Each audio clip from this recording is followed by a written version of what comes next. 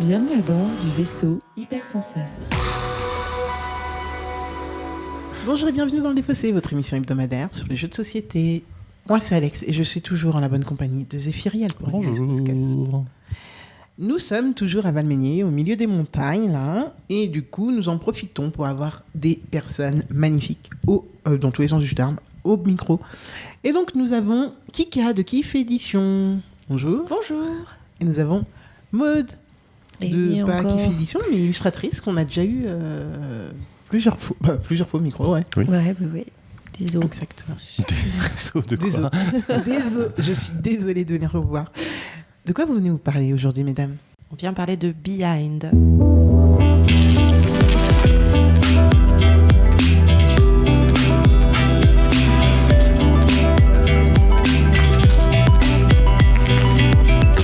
Pour ceux qui ne connaissent pas, qu'est-ce que Le Défaussé? C'est une émission hebdomadaire qui dure une vingtaine de minutes. Et donc, aujourd'hui, Kika et Maud vont nous parler de Behind.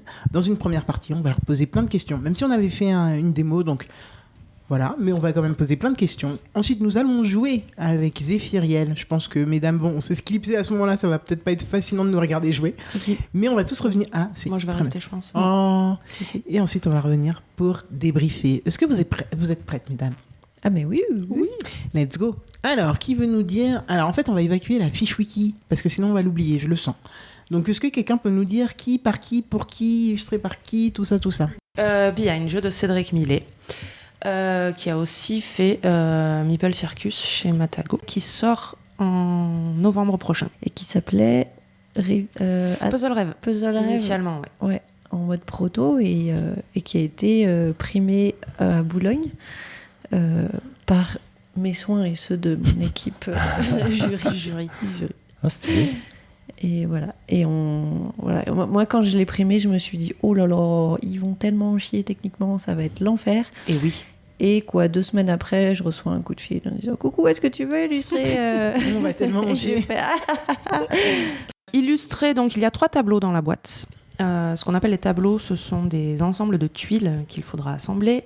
Un tableau illustré par Pierrot, un tableau illustré par Martin Wittberg et scénarisé par ses soins, et le dernier tableau illustré par Maud Chalmel, qui a également réalisé la couve du jeu. C'est parfait. Pour quel temps à peu près? Quel public? Alors, entre 45 et 90 minutes, selon les personnes qui sont autour de la table. Oui, parce qu'on a tous des façons différentes de raisonner. Moi, je sais que quand je suis autour de la table, ça peut prendre beaucoup de temps, par exemple. À partir de 10 ans, accompagné, évidemment. Et puis, à partir d'un joueur ou une joueuse. Mais moi, je trouve que la config idéale, c'est quand même deux personnes. 2 Ouais. ou 3, c'est bien, ouais. 2 ou 3, c'est bien. Parce qu'il y a des mécaniques de réflexion qui sont différentes et tu peux faire un ping-pong. Genre, toi, tu peux bloquer quelque part et à un moment, ton partenaire va te dire « Ah, mais attends, regarde, il se passe un truc là. Oh ouais !» Et hop, débloqué. Donc ça tombe bien. C'est ça. On Exact. est pas mal. Mhm. Ok. Est-ce que l'une d'entre vous peut nous dire comment on y joue? Allez, t'as des tuiles carrées ou rectangulaires. Donc, c'est pas comme un puzzle, les pièces, elles ne s'accrochent pas. Il faut réussir à les assembler tout en comprenant qu'est-ce qu'il faut assembler, pourquoi, quand, dans quel sens. Ça te donne l'énigme, en fait, à résoudre. En fait, tu résous l'énigme au fur et à mesure que tu imbriques les tuiles. Et une fois que tu penses que toutes les tuiles sont bien assemblées et forment un joli rectangle harmonieux, avec la bonne narration d'énigme dessus, tu retournes toutes les tuiles une par une et tu obtiens une illustration finie. Qui est la récompense du voilà. jeu, en fait. Et effectivement, si l'illustration est jolie et cohérente, c'est que tu as réussi ton tableau. Et sinon, s'il y a forage, c'est que recommence. Il y a des pièces c'est qui que tu vont t'es pas. planté quelque part et donc tu n'as plus qu'à recommencer. Mais c'est assez rare parce que les tableaux sont accompagnés de 6 cartes indices. Oui. Qu'il est préconisé, mais même qu'il est fortement conseillé de retourner durant la partie pour valider sa réflexion. Même si, oui, Okay. On met son ego de côté dans Behind et on cède des indices parce qu'ils sont là pour ça. Et même une fois qu'on a assemblé le tableau, si on a réussi à aller au bout sans les indices, on demande de les retourner les uns après les autres pour valider sa réflexion et confirmer qu'on a raison. Parce qu'effectivement, au départ, ça peut paraître assez simple, parce qu'on va assembler les tuiles par correspondance de texte ou d'images, vraiment à l'instar d'un puzzle. Et puis au bout d'un moment, il n'y a plus rien qui va avec rien. Et comme disait Maud, c'est le tableau lui-même qui va donner la réponse. te donner la mécanique d'assemblage pour le reste des tuiles. Voilà, c'est un mode d'emploi qui prend vie sous tes yeux quand tu commences à assembler les tuiles. Et c'est très malin parce que chacun des puzzles, des 3 puzzles qui sont dans la boîte, sont très différents, ne serait-ce que par la direction artistique et le choix de l'illustrateur, Is. Et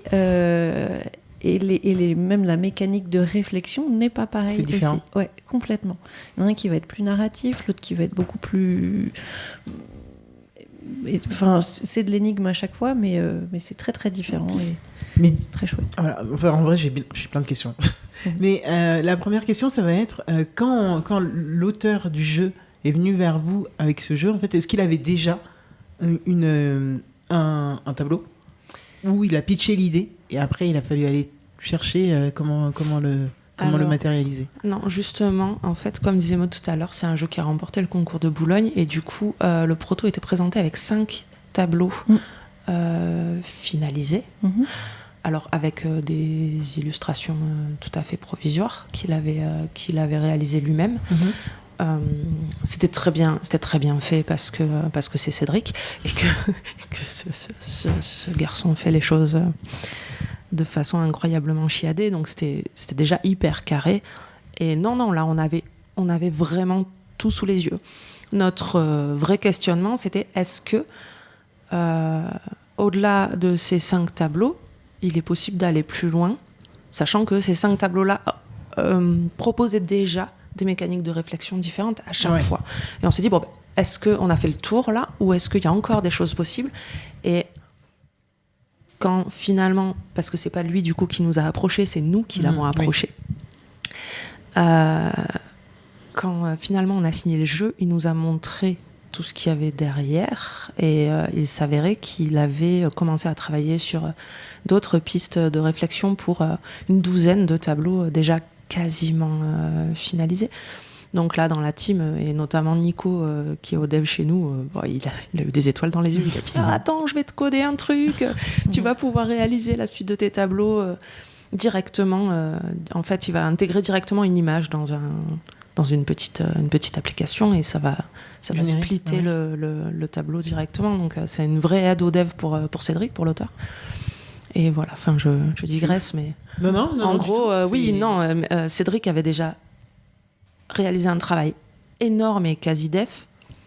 Et en tout cas, là, on a eu à peaufiner ce qu'il avait déjà préparé, quoi. Mais sur les scénarios qu'il avait déjà apportés, il y en a qui sont restés dans la boîte ou oui. D'accord, okay. Parce que tu disais que le deuxième avait été fait entièrement par Martin. Alors en fait, Cédric avait déjà proposé un tableau qui s'appelait le Caribou, je crois, dans le proto. Ouais. Et c'était une petite bande dessinée réalisée en ASCII. Donc en code, en petit symbole informatique. Et bon, on s'est dit que ça allait être difficile. Ça allait être pour un tout petit public, même si nous, ça nous a franchement fait marrer et qu'on s'est vraiment régalé. Ou les fans de Matrix, par exemple. Et du coup, qui dit bande dessinée dit Martin, forcément, oui, dans le milieu du jeu. Donc on l'a approché tout de suite et puis Martin a réécrit entièrement la petite BD parce que en fait ce que faisait Cédric c'était de proposer cette mécanique-là. Donc Martin s'est reposé sur cette mécanique-là, sur l'idée de base, et puis lui il a fait sa propre réalisation derrière. Donc les 2 autres tableaux qui restent, c'est bien Cédric qui les a scénarisés finalement. Oui. D'accord. Ouais, le vol et puis Imhotep. Imhotep a d'ailleurs quasiment pas bougé par rapport à la version. En fait, c'était ma question au départ quand on m'a appelé à l'illustrer, c'était mon degré de liberté dans la créativité du truc. Je savais que, par exemple, s'il y avait, je sais pas, un œil de... Comment ça s'appelle ? De rat. Oui. Voilà. S'il y avait un œil de rat qui dépassait sur 2 cases, je me disais, est-ce que je peux changer ce symbole-là pour un autre, du moment que ça reste sur ces 2 cases-là et que ça fait cette taille-là. Il fallait pas que ça bouge d'1 millimètre, sinon c'était le gameplay qui allait en pâtir, quoi. Donc, et donc nous, évidemment, on a comme mot d'ordre de ne pas empiéter sur le gameplay, tout en rendant l'objet séduisant. D'accord. Et c'était là le challenge du truc, quoi. Donc mon degré de liberté était tout petit. Franchement restreint, oui. Ouais. faut dire les choses telles qu'elles sont. On en a grave chié. Oui, puis alors pour le coup, toi, t'as vraiment essuyé les plâtres parce mais que Alexis, déjà t'avais plus que moi, hein, en maquette. Alors, en graphisme. Ouais, on y viendra après, mais effectivement, on a fait appel à un expert en graphisme ludique et heureusement qu'on avait Alexis avec nous. Qui tout sourire et tout patient. Oui, ça le définit assez bien. Et surtout, il nous a vraiment apporté la technique dont on avait besoin sur ce type de prod.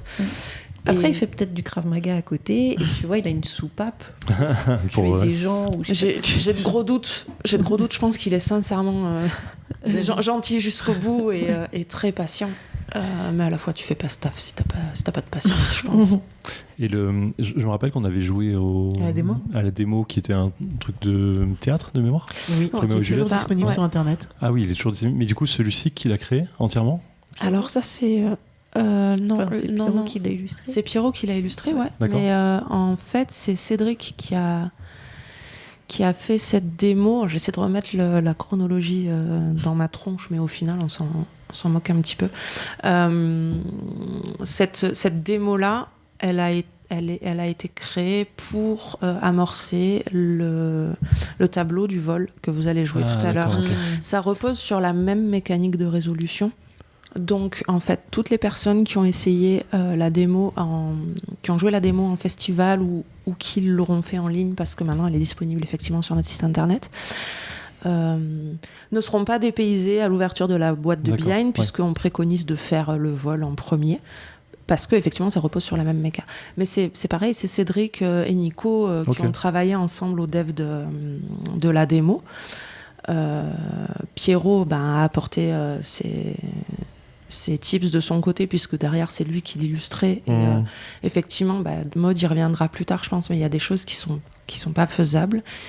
Il y a de vraies contraintes à l'illustration pour ces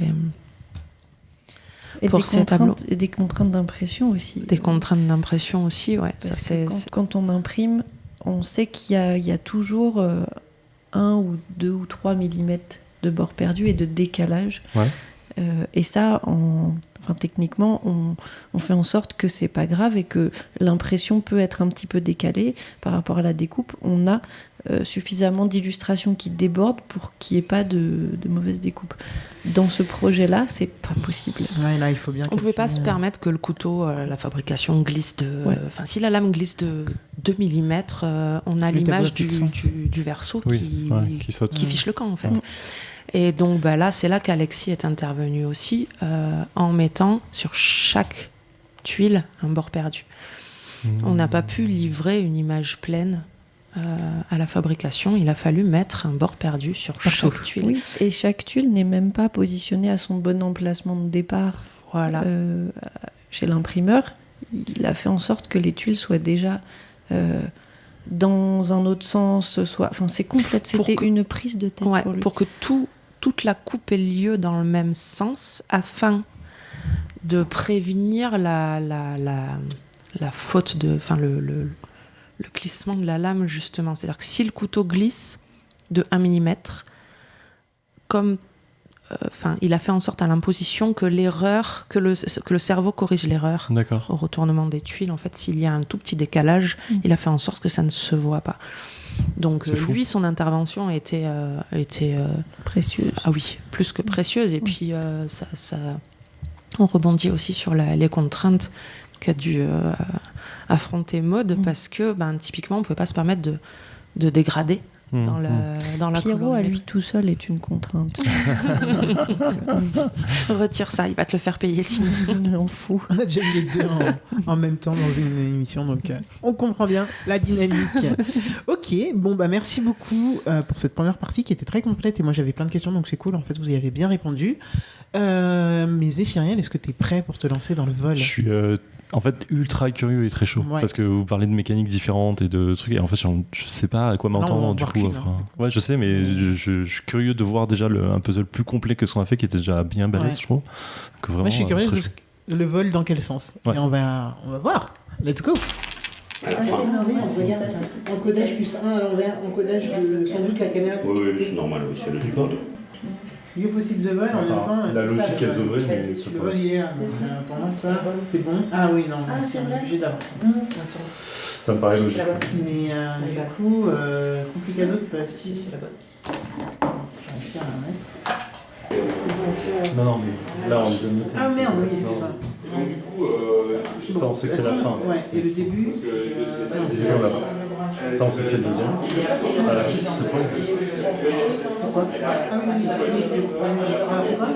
Oui, j'ai Q, donc c'est Q et K. Non, on n'a rien décodé. Oui, non, mais du coup, t'as fait le lien. Donc là, on est dans l'ordre. Attends, non, mais on n'a pas les Lisa. C'est quoi ? C'est là. Et nous voilà de retour dans le défaussé après 51 minutes de Behind. On a fait du coup le vol comme scénario, comme tableau. Zéphiriel, qu'en as-tu pensé ? Eh bien écoute, je reste sur ma première sensation de jeu qu'on avait eu sur le tuto, intro, démo. Je sais plus quel mot utiliser. Tuto, ça marche aussi. Tuto, ça marche. Ouais. Qui est, c'est pas si simple et c'est pas si évident que ça. Alors ça tape un truc dans lequel je suis de base vraiment très nul, qui est le puzzle. Je suis vraiment nul en puzzle. Vraiment, désolé de le dire, je suis une grosse merde en puzzle. Désolé de le dire. On te pardonne. J'ai eu je crois que c'est 1000 pièces par mon boulot à un moment pour les fêtes de Noël. Il est resté 6 mois quelque part sur ma table. Enfin, il est resté 6 mois sur ma table et c'est quelqu'un d'autre qui est venu le finir chez moi. Donc, pour dire à quel point je suis vraiment une merde.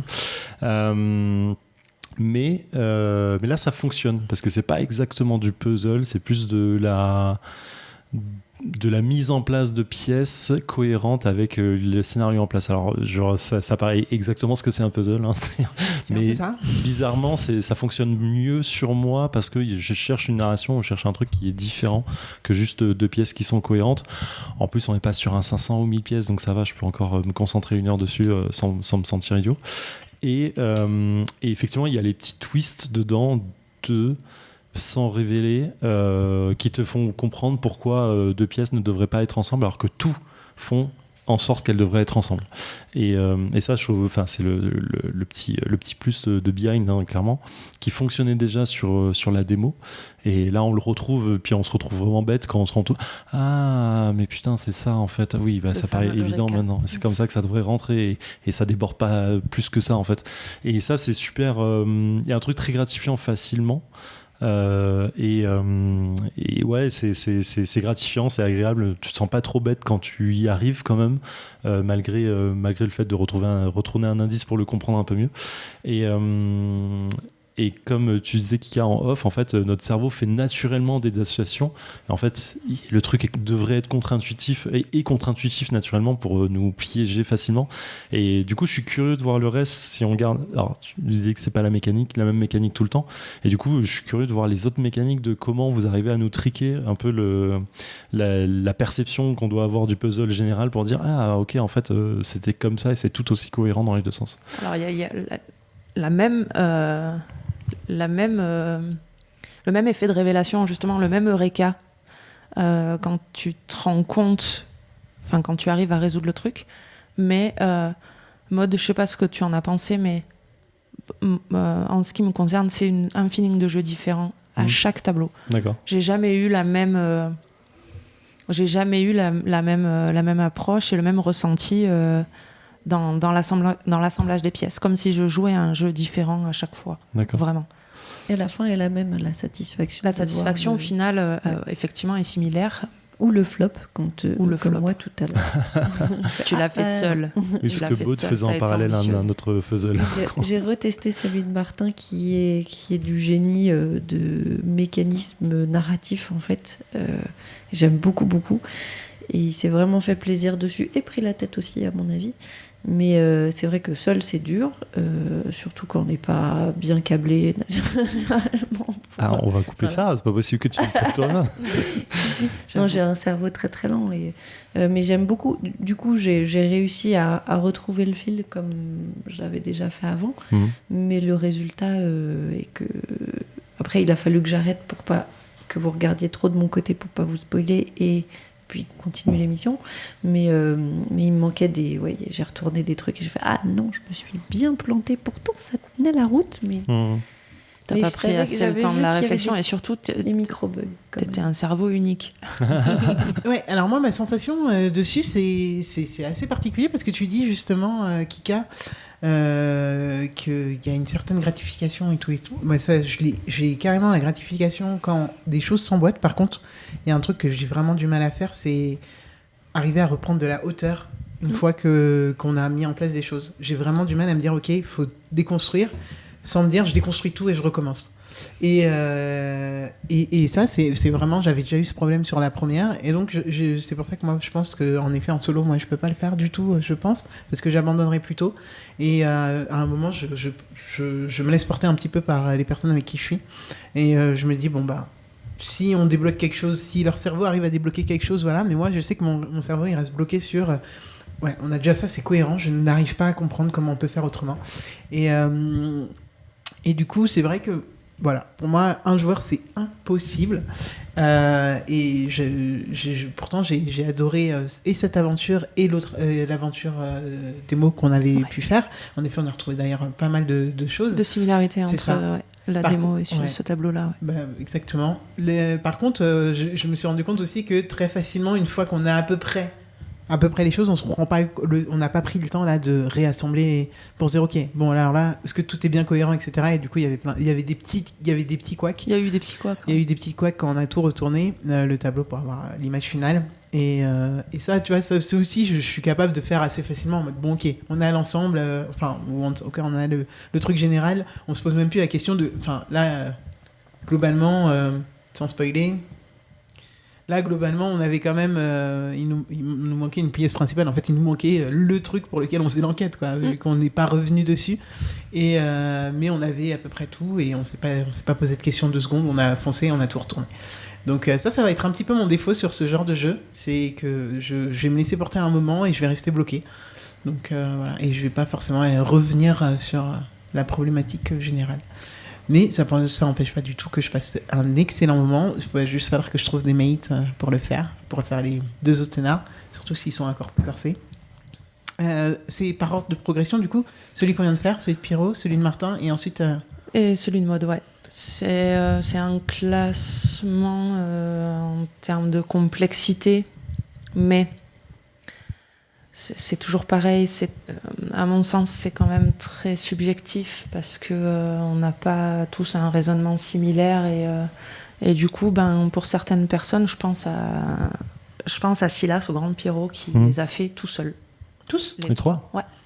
Oui, c'était un test. On voulait tester un ado sur ce jeu et il a résolu celui de Martin, le tableau de Martin, très rapidement.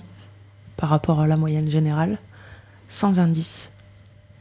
Là où le vol, qui est censé être le tableau le plus simple... il a bugué un peu plus. Ah oui, il a complètement frisé, et puis il a fallu le débloquer. Mais à votre décharge, vous étiez pris par le temps, mine de rien, parce que, effectivement, tu dis à la fin, on n'a pas pris le temps de rechecker toutes les pièces. Oui, parce que tu imagines que tu as terminé, mais si tu es chez toi, tu prends plus le temps, je pense, de vérifier. Oui, je pense. Et vous n'aviez pas lu les règles. Et dans les règles du jeu, il y a des petites nuances qui sont précisées. Ah ouais ? Comme par exemple, retournez chaque indice pour valider votre réflexion. Relisez bien chaque indice pour vérifier que vous avez suivi tous les points de raisonnement essentiels, les points d'étape.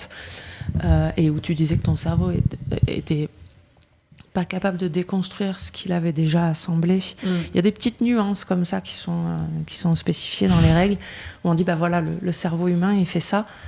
N'hésitez pas à désamorcer tout ça pour réenclencher la réflexion. Voilà, heureusement qu'il y avait des Zéphiriel pour reprendre. Hein. J'avoue, sinon, je serais partie dans les méandres à un moment donné, je pense. Mais c'est marrant, du coup, de se rendre compte... en fait, chacun a ses sensibilités, j'imagine, et ses manières d'assembler qui sont différentes. Et c'est marrant, du coup. Et vous avez eu d'autres retours comme ça ? Comme ce cas de Silas ? Qui a quel âge ? Qui a 15 ans. 15 ans, ouais, ok. Oui, on a souvent des retours de ce type-là qui nous disent moi, la BD, tout seul, j'aurais pas pu le faire, ou toute seule, j'aurais pas pu le faire, ce qui est mon cas. Moi, la BD, elle me fait friser si je suis seule devant. Le vol, c'est plus le tableau que vous avez fait, vous, c'est plus dans mon raisonnement. Imhotep, je suis pas sûre de pouvoir le faire seule. Imhotep, c'est encore autre chose. Mais comme c'est des approches... Et c'est important de lire le brief aussi. Le brief t'amène énormément d'infos, mine de rien. On a un brief général. Il n'y a pas un brief par tableau. Il y a un brief par tableau. Ah, il y a un brief par tableau. Ouais, sur les petits compartiments. Non, excuse-moi. Oui, comme tu disais, on n'a pas lu les règles. J'étais plutôt sur un brief règles. Ah oui, excuse-moi.